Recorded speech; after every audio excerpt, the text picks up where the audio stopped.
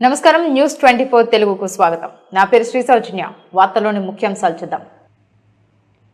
మోడీ ప్రజా వ్యతిరేక విధానాలకు వ్యతిరేకంగా కార్మికులు, రైతులు పెద్ద ఎత్తున ఉద్యమించాలని సిఐటియు మండల కార్యదర్శి ఎస్ భగత్ పిలుపునిచ్చారు.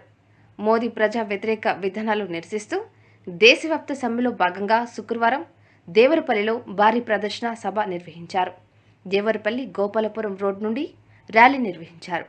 ఈ సందర్భంగా భగత్ మాట్లాడుతూ 2014 నుండి మోడీ ప్రజలను మోసం చేస్తూనే ఉన్నాడని అన్నారు.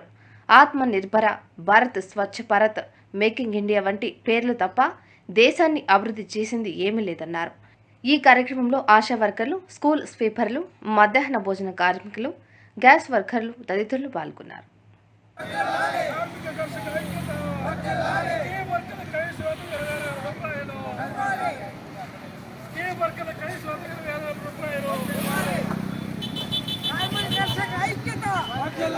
కార్మిక